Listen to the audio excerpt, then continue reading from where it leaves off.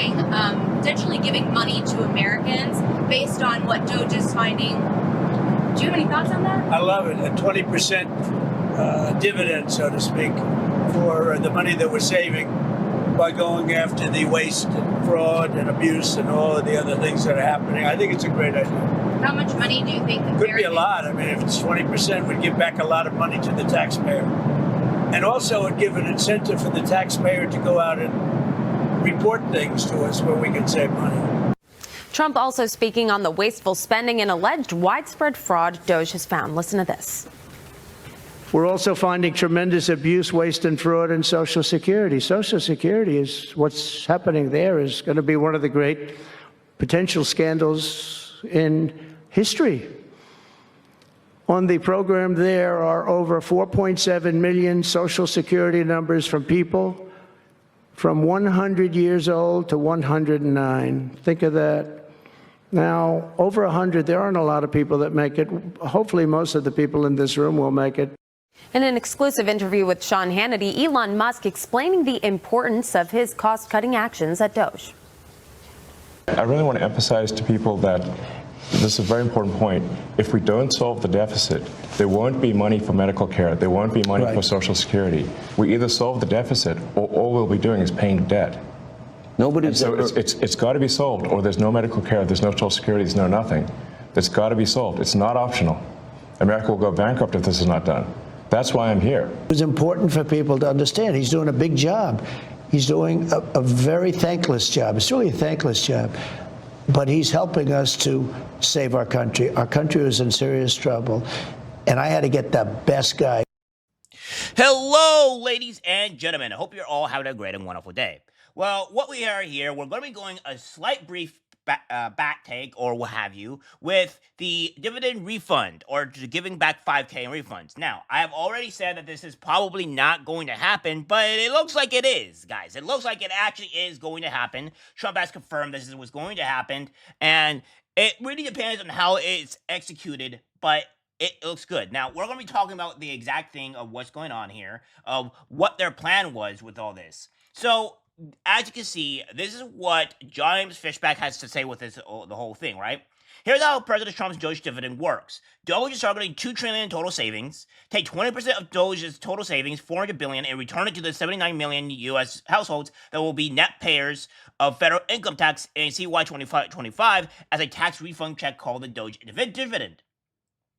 $400 billion in DOGE driving savings dividend divided by 79 million tax-paying households equals $5,000 DOGE dividend check per tax-paying household. The benefits of President Trump's DOGE dividend, which we explore in more detail below, compensates American taxpayers for the egregious misuse and abuse of their hard-earned tax dollars that DOGE has uncovered.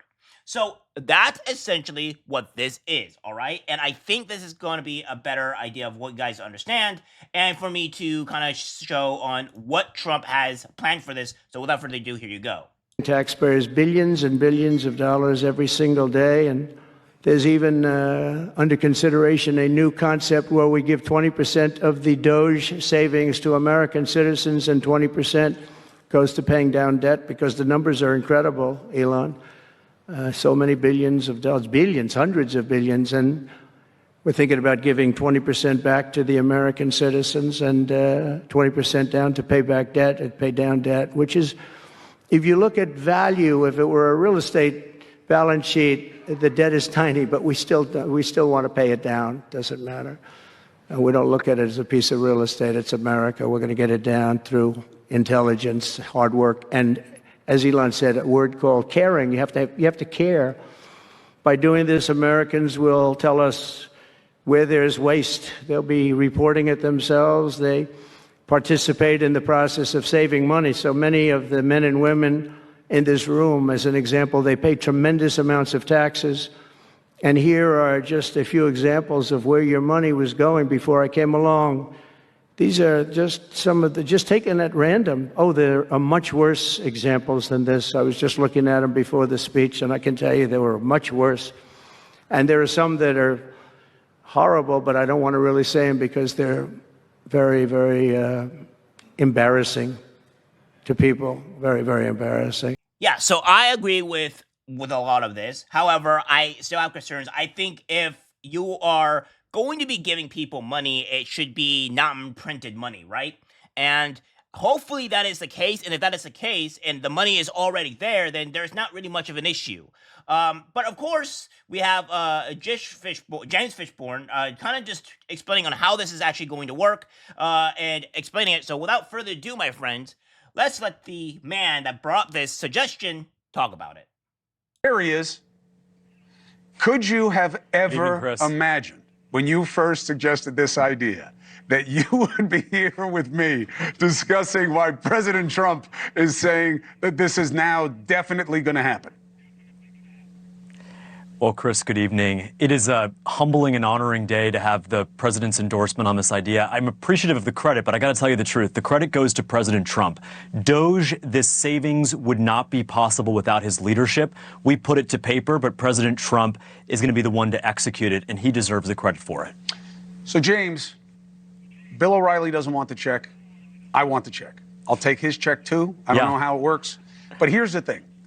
As you know, right, you're an investor, and you know when you sit at the table, people want you to underpromise and overdeliver, okay? The idea, why? Because then they're happy with the surprise. Here, isn't there a concern that setting that target of $2 trillion is way too high, and that people think they're going to get $5 grand, but now if you don't get the $2 trillion, they don't get the $5 grand? Well, it's interesting, Chris. I don't think it's actually too high. I think it's totally reasonable. But here's the thing. The DOGE dividend check that President Trump endorsed today, that is going to help us get the $2 trillion, and here's why. We're going to incentivize everyday Americans, whether they're in East Palestine or in East Baltimore, to step up and say, there's waste, there's fraud, there's abuse in my community.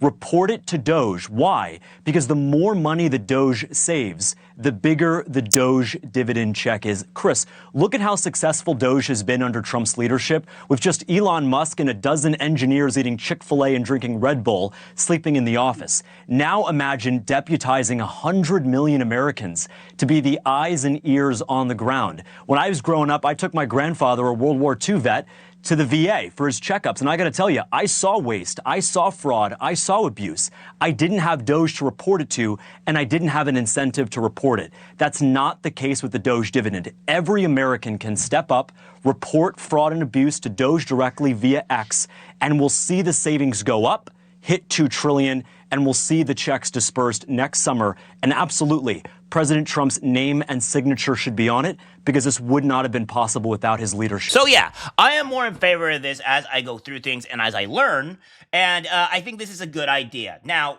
what we have here is Democrats really going against this type of mantra, really going, saying this is bad. Well, we have this person here that posted on my comment section pretty much saying, if this is true, Trump is not the person that will make things better. Also, our comedy by what I was seeing was not bad. It could be better, but that would require the ultra-rich to actually give their employees raises and pay their fair share of taxes. So I think you're missing the forest through the trees on this.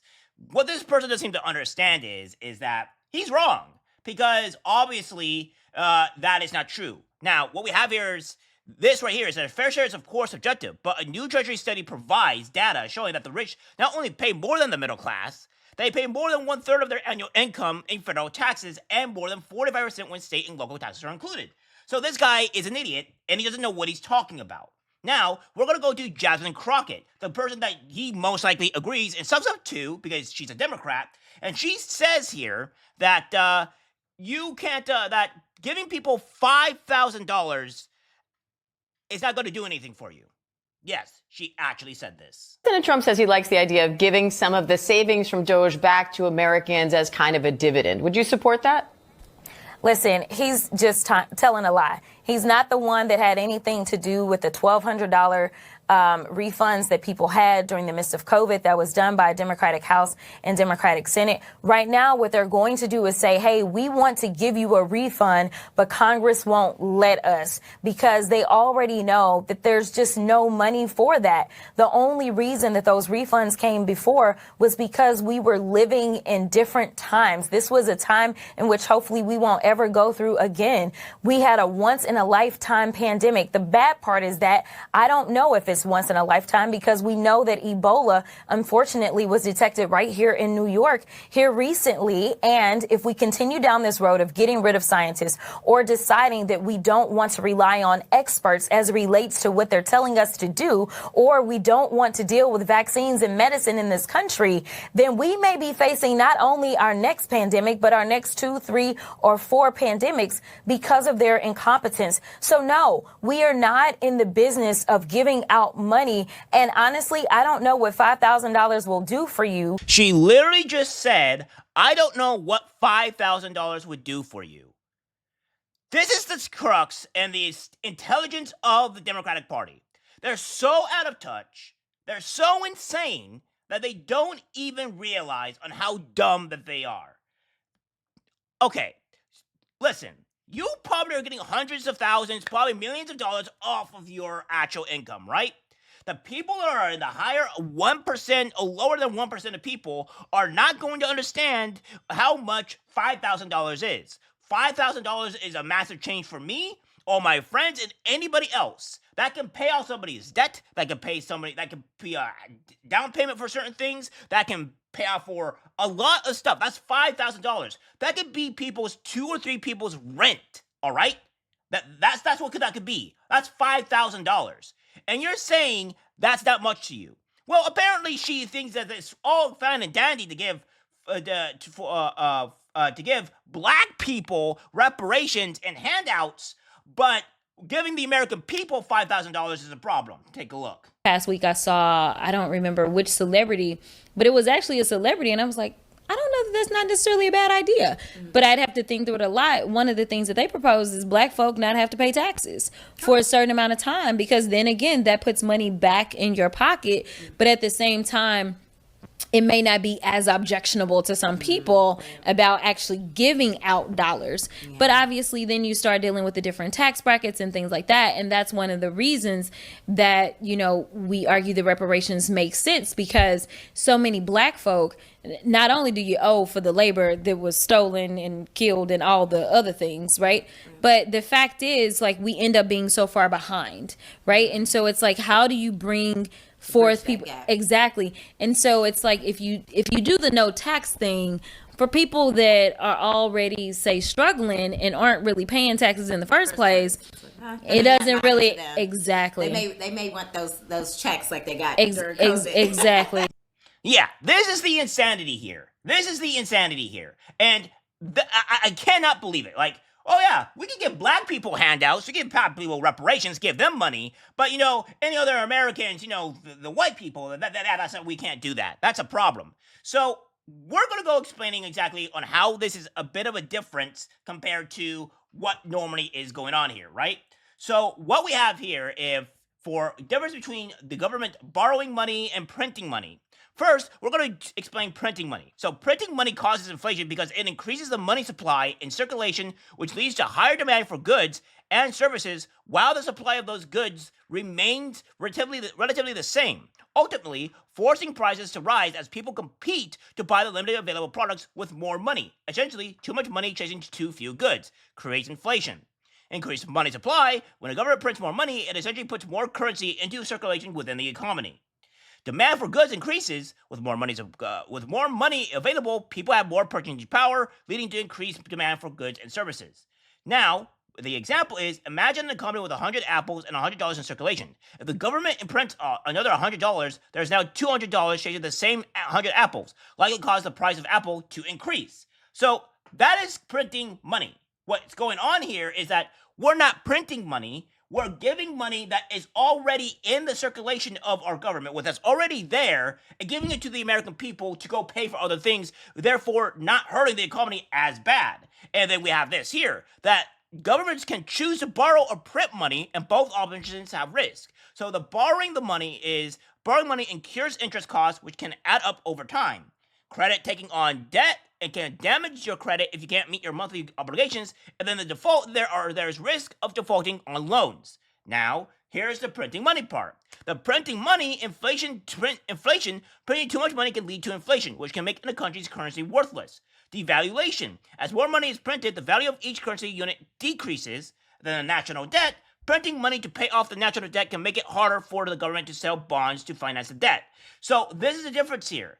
And the fact of the matter is that this is neither actually borrowing the money and this is not actually printing my money. This is kind of just taking money and just giving people money already that's already there. I guess you could maybe say it's borrowing, but they're giving the money and they don't have to pay it back because it's already money that the government has in the hand. So therefore, the money just kind of circulates and makes the economy better, et cetera, et cetera. So that's what we have here. So when these people say this stuff, they don't know what they're doing. They're idiots. They're dumb, and they're essentially saying $5,000 is just too much. That's insane. That is insane. Democrats out of touch, and people like that guy that just put in the comments down and put him on my video is also a baboon. All right, he is a baboon. All right, because he doesn't obviously know how economics works, and he might be part of the 1% that's saying, oh, well, the economy was not that bad. Maybe the people that are in the 1% or have millions of dollars where it's not a problem.